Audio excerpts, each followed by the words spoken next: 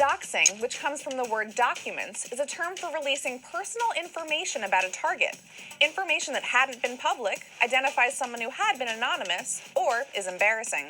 This could be an address, credit card, photos, or any other data uncovered by doxers and typically posted online. Motives vary from personal revenge to vigilante justice or just mischief. In many cases, doxing itself isn't illegal, but targets may become victims of harassment or identity theft, or lose their jobs.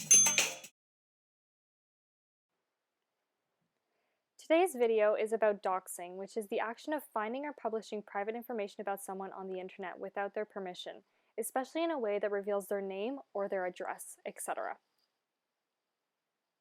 This information is found in publicly available databases and social media websites that can be used for doxing. In academic research, it can be found that doxing can occur to anyone.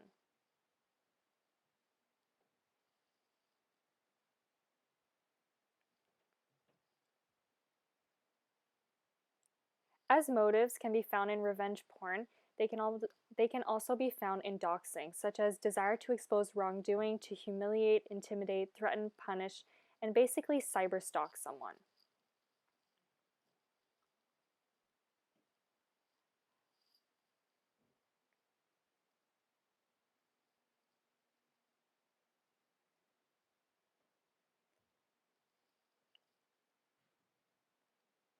Someone can expose the legal name, the locatability, pseudonyms linked to name and location. For policy reasons, an audience that is unaware of these names, pattern knowledge, etc. There are 3 types of doxing: de-anonymization, targeting, and delegitimization.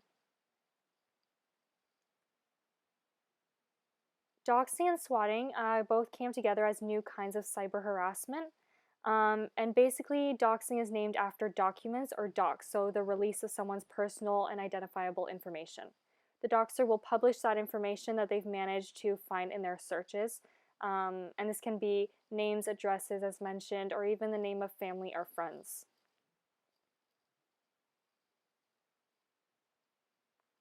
We will talk about swatting more in the next video. Now, doxing is a kind of cyberbullying, and there is a legislation against cyberbullying to protect the privacy of a person has in her or his nudity or sexual activity. Now, that is what we will talk about in porn revenge in next week's video. They could have punishments such as imprisonment or fines, etc. They can be charged with criminal harassment, uttering threats, intimidation, mischief, etc., uninformed use of information. And there are also laws that protect children, so privacy for children and younger people, that will help reduce their risks. Doxing and swatting, however, are not generally protected by the First Amendment. And almost all online harassment involves communication, whether the medium is through a social media post, a forum, or in a chat room. These can all take place with doxing.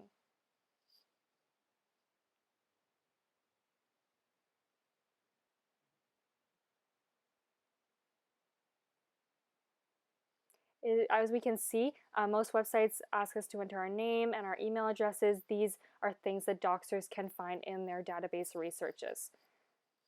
Now, there are things that we can do to protect ourselves from doxing, and things that you can do at home on your computer, on your phone, etc. To prevent doxing. Now, you can protect your IP address with a VPN. This can also be effective in swatting. Don't log in with the Google or Facebook buttons. These can make it very easy for doxers to identify you with your Facebook profile. Don't use your personal email to register on forums or other websites, as we just saw. This website asked us for our email. Hide your personal data from online databases. It is very easy for doxers to get access to these databases. Remove yourself from data broker websites such as the Yellow Pages, etc. Make sure Google doesn't have any personal information about you. That is easy for doxers to gain access to. Know your rights and use the law whenever possible, as seen in the previous document. Now, this is an example where a Canadian hacker is doxing racist internet commenters. Now, he says that there are many people online that can be racist or bully people, but they do not want to be identified online. It is easy to hide behind your screen, so therefore he will expose them because they are racist, and about once a month he will start doing this. They are, no matter whether they wish to remain anonymous, no matter whether all they did was just post a YouTube video. The fact that Facebook handed over the... We have to be really clear about this.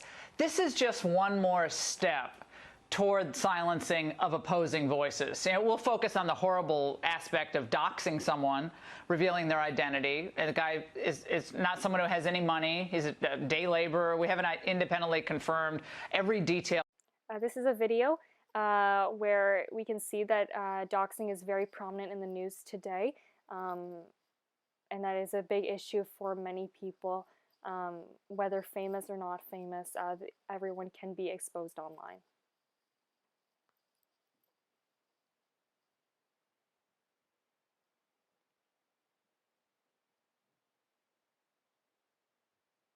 We can see that in the news it is very, very prominent. And we can see there are headlines from just a few hours ago where doxing was a major issue and people have been charged. Now, thank you for watching, and don't forget to subscribe, share this video to help prevent cyberbullying online, and just like this video, and stay tuned for our video next week, which will be on swatting.